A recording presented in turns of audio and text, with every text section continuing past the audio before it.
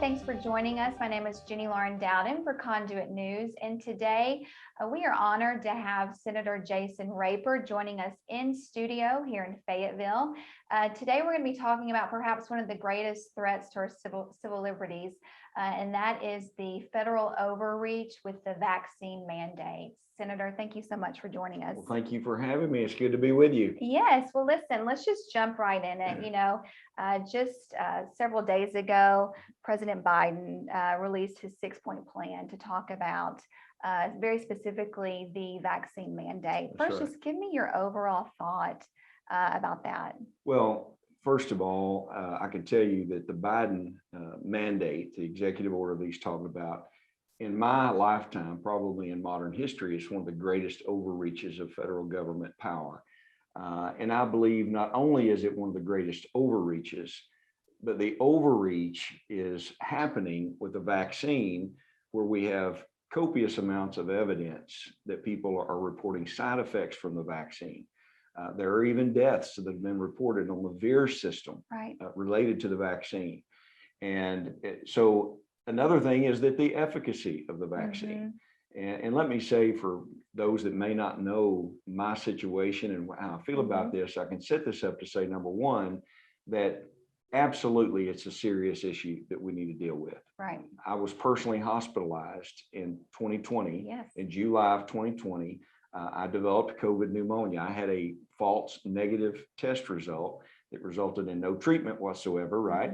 And I ended up developing pneumonia and had to go in the hospital. And so it's very serious. I came out of the hospital. My 93-year-old grandfather in a nursing home contracted COVID. He died. I preached his funeral. My father just got out of 30 days on a ventilator. And so I tell people it is a serious issue for some of us. Most people do just fine. They have very few and some hardly any symptoms at all. And we even have reports that people are asymptomatic. I'm saying all of this to say, go to your doctor, visit with your personal doctor, make a decision that is right for you, because for about 1% of the population, it can be very serious and might even lead to death. So I need to set that as a basis. So I take it seriously. But Jenny Lauren, when I think about this, the vaccine, they first told you that if you took a vaccine that you would not have to wear a mask and you could go back to life as normal, right? Right. That has now gone to, oh, you might still get sick. And I know anecdotally, okay, in Fort Smith area, I've got a colleague in their small church, they had an outbreak. 2 vaccinated people died and 2 unvaccinated people died. And so I think that it is really troubling that he's chosen this issue with this particular vaccine that is having some troubles to say, we're going to force you to take it. I absolutely reject on principle, under liberty, which is important to American citizens, that you would force somebody to inject anything into their body when, number one, some of their doctors are telling them that it could hurt them.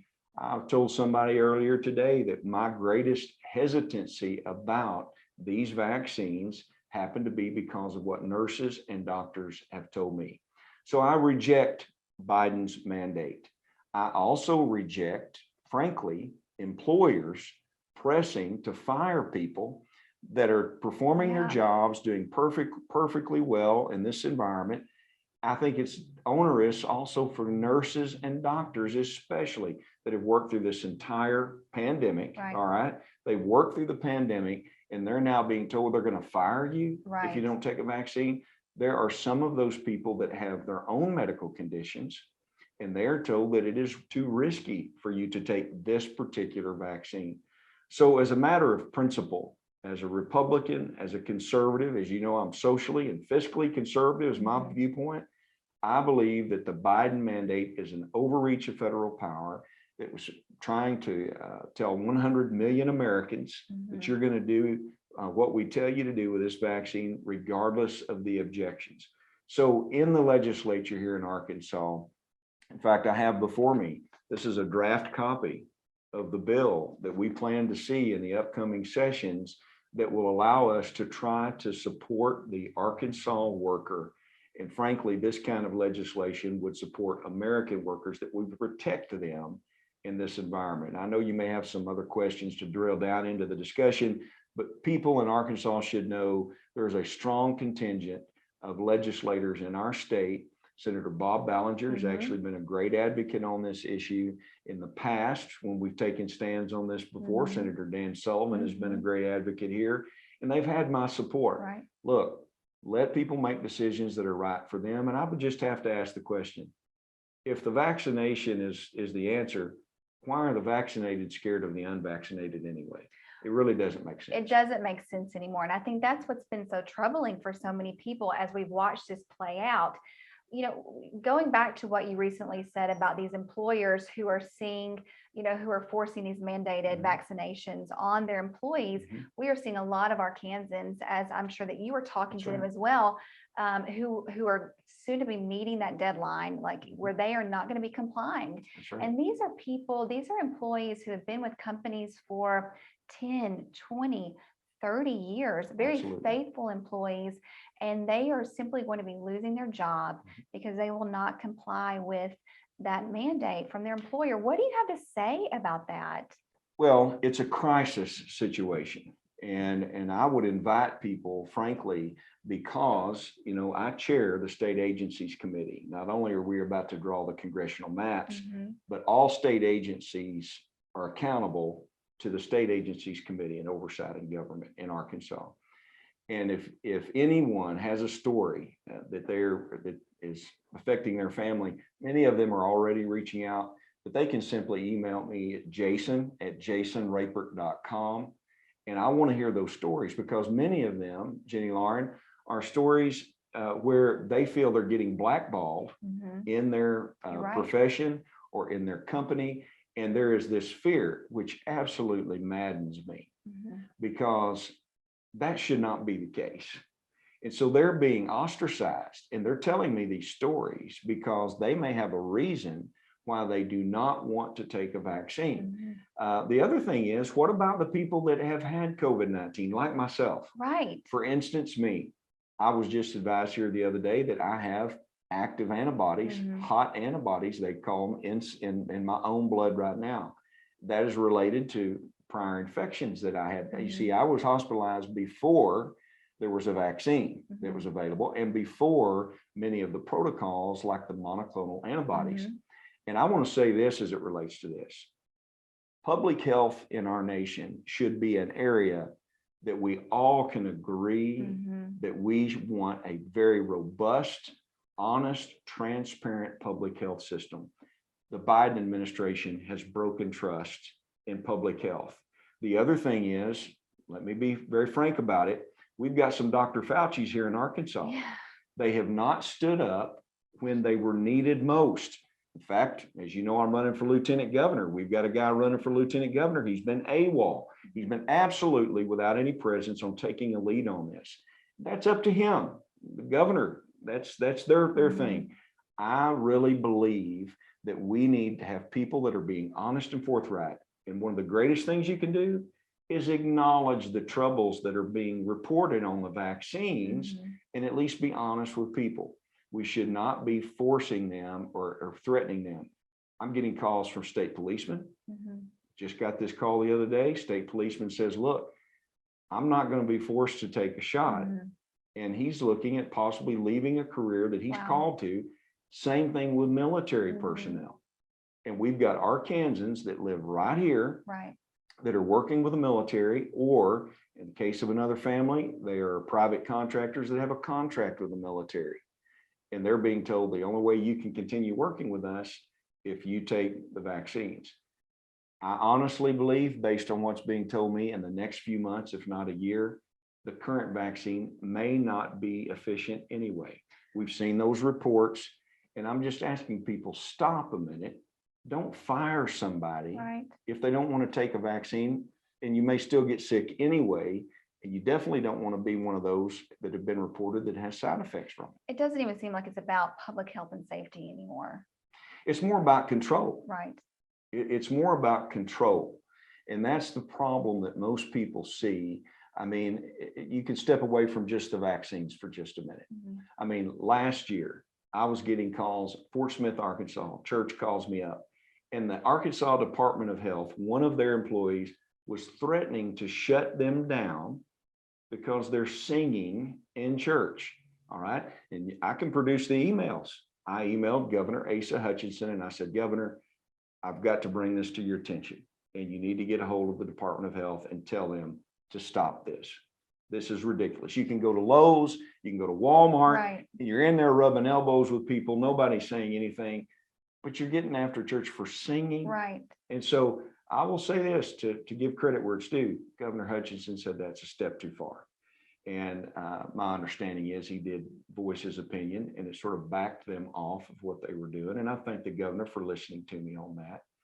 But those things, we see that there is this, we're in football season. You had 75,000 people in the Arkansas Razorback Stadium, but yet you're forcing a 7-year-old kid It doesn't make sense to sit there distanced and sit them in a mask. And some of them are suffering from that. And so what I say is, parents, do what you've always done. Make decisions for your children that are appropriate for your children. And as for the schools, I've got school administrators telling me this is the most ridiculous thing they've ever dealt with. And you've seen some of the schools that initially adopted a mask mandate, they're already backing out of those because of the trouble that it's been causing. But I will just tell you, again, there are people that should have been voices of reason in this pandemic that have failed. Right. The Arkansas people, and they have failed the American people. But at the end of the day, I would like to say to people that are listening to us today, don't fall into this trap that you try to blame other individuals because you contract a virus. It's a virus. Yeah. I don't blame, nobody at the nursing home killed my grandfather. My grandfather got COVID. He died as complications as a result of that, but nobody intentionally did anything. And frankly, an unvaccinated person that has the antibodies within them that is protecting them and they're not getting sick. In fact, Israel's study even shows they may have more and better protection than the vaccine itself. It's ridiculous to even insinuate or infer that those people are somehow endangering someone else that is vaccinated. Again, why are the vaccinated scared of the unvaccinated when you're supposed to be protected? It's because they've totally destroyed public confidence, and the shaming stuff that's out here in our communities really isn't positive for all concerned. No, it's not at all. Well, let's talk about when the legislature reconvenes on the 29th. Right. What will that look like? So this, the vaccine mandate, employees losing their jobs, that is at the forefront of Arkansans' minds. And, we are hearing that, COVID legislation can be considered during this, when the session reconvenes. So, what can we expect? What is the responsibility of our representatives when they come back to the Capitol? Well, number one, I was one of them that actually co-sponsored legislation that we hoped would be taken up before we recently adjourned from a special session. And Senator Bob Ballinger and others have been working on that. That's what I referred to here. And so under the resolution that we have, the reason that we were coming back is to deal with congressional maps. The other reason is there's a mention of COVID related issues on that resolution. Okay. So some of us think that addressing the mandates in this session that is coming up immediately is valid, that we could do that. The danger we have here as a legislature is back in 1979, there was an issue where there was an extended session, just like we're having again here now. And there was a court case that came in 1980. I can't recall the name of the court case at this time, but that 1980 court case was cited. Some people if this is out there, I think being argued right now, but they cited that case to say that if you took up anything outside of the things that you could not get finished in the first session and you just try to throw extra, that was off base. So we have a special session that is coming up after this 29 session, the September 29 session. So based upon whatever the scholars are going to say within the parliamentary area, can we or can we not during this particular session I absolutely would say we need to raise an effort in the special, which we can do, to try to take it up. The people of Arkansas, I believe, are demanding a response. I was just informed in the last 24 hours, I'm going to be speaking at the rally that they're going to be having down there. And I appreciate them for asking me to do so, because on my own show on Save the Nation that is airing on 101.1 FM down in Little Rock area, that show, we've had several people address the vaccine mandates. And through my education, not only in our committees that we're serving on the legislature, through having many of these experts talk on our programs, and the feedback from doctors and nurses and families in Arkansas, I believe that we need to oppose this kind of mandate. What would that look like specifically? What would look like? The legislation, what would that look like specifically? Well, they're still working on it. Okay. And so I'm not at liberty to release anything that I've seen because it's still a work in progress. But what I believe is there should absolutely be something to defend that person. People shouldn't lose their jobs. Right. And the problem with the timing on this, that date's coming up very quickly. It is. And so I'm concerned that we're reaching a point where some of these people are going to have effects. And I will just tell you, if you're an employer out there, if there is an executive and you're an employer out there that's watching this program, I really urge you to do your homework here, because I think some of them are making decisions on some faulty information. Yes. And based on what I've been told from some attorneys that are involved, I think this is absolutely ripe for litigation. And you're talking about a violation of civil rights. If you force someone to take anything, a vaccine, is in this case, and that causes them to be harmed, and they end up either being disabled or dying, that's a huge risk. And so I am concerned about people making a decision. I believe do what's best for your family, do what's best based upon your own doctor's recommendations, and stop this forcing of people when the vaccine isn't even protecting people at the level that they claimed in the first place. We've seen Governor Hutchinson lately in the news talk about regarding issues that could be brought up before the legislature, tax breaks, even a bill about abortion, which, you know, we are in favor of. We would like to see a bill passed that's similar to the heartbeat bill that was recently in Texas. Because I'm drafting that bill. I know, I saw you your speak support. about that.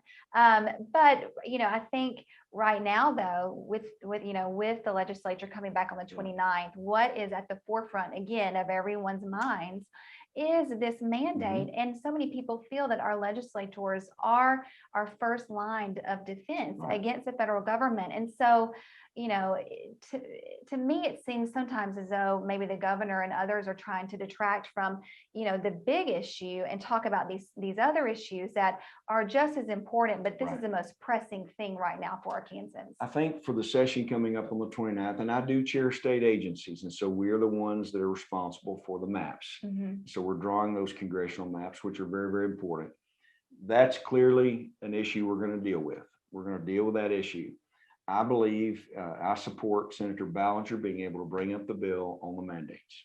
I absolutely believe that that's relevant and appropriate for us to address, not only because I think it is addressed in the resolution, but I also think that the people of Arkansas demand that. I mean, look, Joe Biden did this suddenly, and it demands that we address it.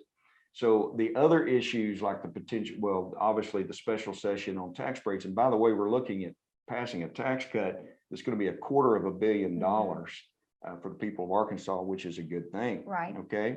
But we also I would love to see the legislature take up the Texas legislation. In fact, I'm about to speak coming up here in a couple of days at the Texas Faith and Freedom event in Texas for Texas values. And I'll be addressing those issues, but number one, religious freedom as well. And so the member that passed the heartbeat bill in Texas is Senator Brian Hughes. Senator Hughes is a member of our National Association of Christian Lawmakers. I'm the founder and president of that organization.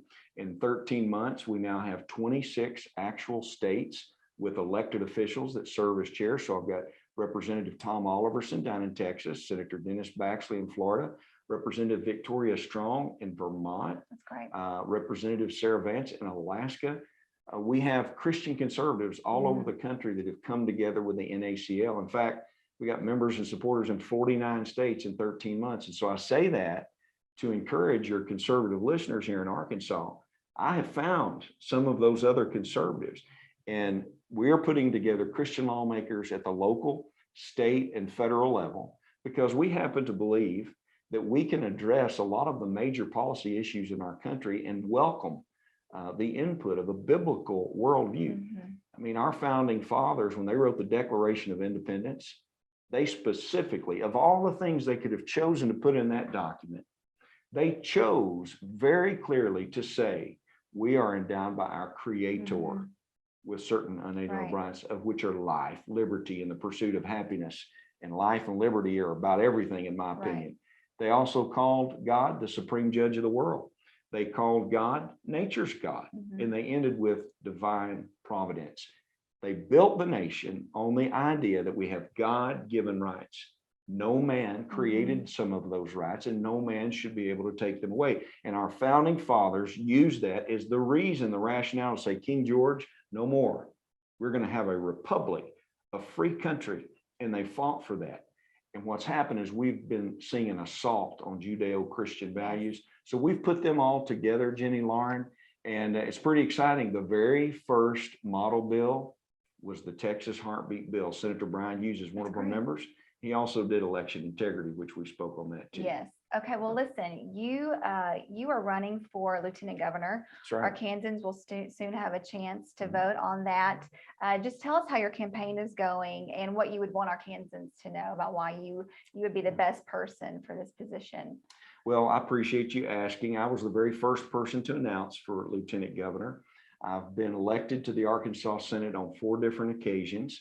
And why should people vote for me for lieutenant governor? Because when I stand up and tell you that I'm for an issue or against an issue, I've been very clear and I've always stood my ground on that.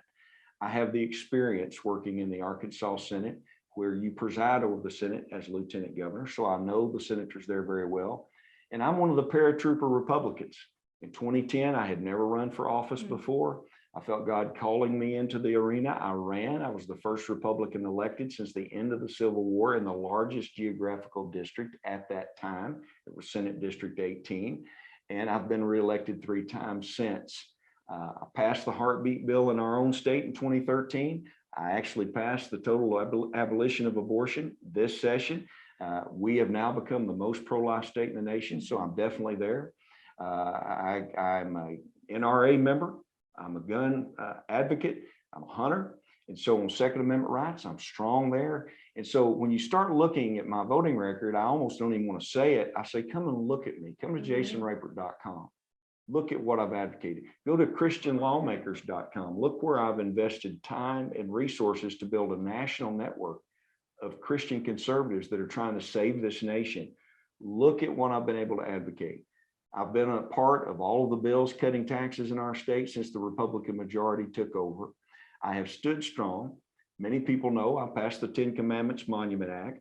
I've been sued personally by the American atheists for standing up for Arkansas values, standing up for American values.